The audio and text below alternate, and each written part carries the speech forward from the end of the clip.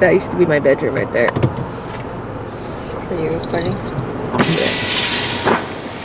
Oh, that's right, because you lived up in the loft, didn't you? Yeah. So this was Sarah, where my mom and Dave, this was their first apartment together, and they lived upstairs. So you went around the back.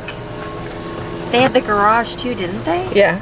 So they had the garage and the apartment around back, and there was a young group of kids that lived in the main floor downstairs, and then Dave and Mom lived upstairs, and then the very top, that very top window was a loft space. That's where Sarah lived all through her pregnancy, but no one knew she was pregnant. No, I moved in there after I had Ophina. Did you move in after? I thought you lived there before. No. You lived there with Ophina? Yeah. No, you did not. And then I moved to New Mexico. So you must have, like, the first... I lived here for 6 months, I think, and then I moved to New Mexico. New Mexico with Grandma. You actually had Ophina up there, too? That place was so tiny. Yeah. Remember, the first part of my birth was here, and then we went to the birthing center. I was at the end of your birth. I wasn't here at the very beginning of birth. I got called out of school, and I walked across the street to your birth. Oh. And took pictures. I was the photographer for Sarah's birth. You were the only one invited to my birth. Was I?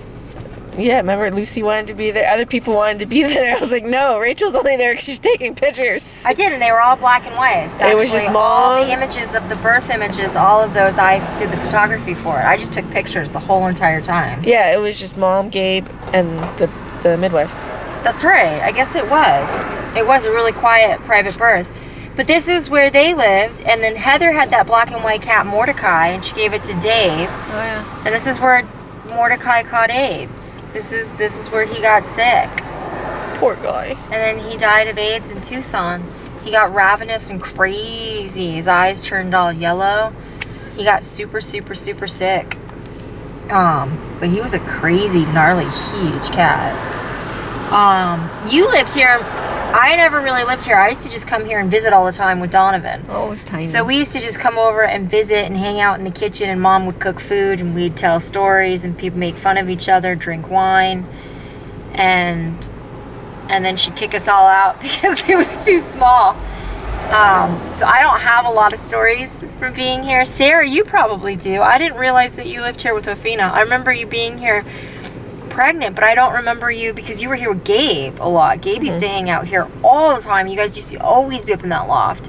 If you weren't at my apartment, you were here. But I don't remember you living here with Ophina, but I guess you did. That is so trippy.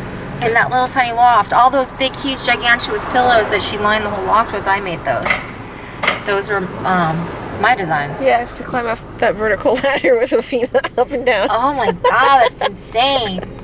Yeah, other than that, do you have any fun stories? No. Pretty much ate and slept here, and that's it. It was so tiny. This was like the Woodward house that we came and went a lot. Everyone was coming and going from here, so it was like it was a pit stop to wherever. And you hung out, and when you hung out, you sat on my mom's bed or in the kitchen. But the kitchen, you went out the windows in the kitchen, and it went out to the roof. It was like a balcony. So it was like, she turned the roof into a balcony, and she put patio furniture all over it with plants and stuff. So you'd go into the kitchen and hang out and talk to my mom while she cooked, and then you would go through the kitchen window and go out into the patio area and hang out up there, which was beautiful because you have a beautiful view over Ventura. So this was that house. But nobody seems to remember the address being 1244, but I guess it is. Who knew? Did anyone get mail here? I don't think anyone got mail. I don't think anyone got mail here, to be honest. But this was this was when Dave finally moved in with Mom. This was their first place together. And she worked at Turning Point, helping vets and the homeless. And then they ended up buying their first house in Santa Paula, and this is where they moved from. Oh, yeah. Was from here. I don't know. What's even weirder is Dave is my ex-stepfather is a total pack rat and hoarder, and then my mom is a total hoarder, and they both hoard really extravagant, decadent things. And so the idea of them in a studio together is really scary. And then them in a studio together with a teenager and a newborn baby is even scarier. And then add 3 other children with their babies coming and going, visiting my mom. Totally nuts. It was like a little walkway. It's kind of like how my dad's office is now. You just shuffle through the walkways and then find an opening, and that's where you sit, and that's where you stay. And that was kind of how this place was. My dad's place is still the same. He just keeps collecting. But it really is a fire hazard, literally. He's got the fire lines cleared, but like, you gotta shimmy your way through and find an opening. And then you get to the opening, and then Dad's like, just move stuff over and find a spot to sit, and you're scared to touch anything because you don't know what the fuck is going on. Oh, because if you touch one thing, everything just kind of falls. It's like an avalanche. It just slowly falls. Effect. I remember last time I went over there, he had figured out how to take electrical tape and tape up all his cords, and he hammered nails all over the ceilings and the tops of the walls, and they're all hanging all of his wires. And it was like, why don't you just maybe get rid of some of that cording? You really need 6 of the same cord just in case you lose one?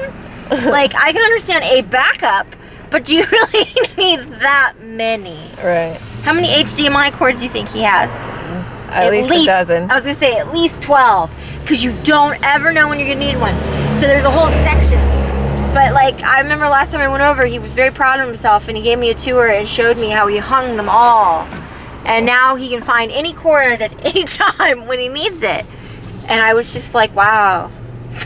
It's fascinating. It's fascinating.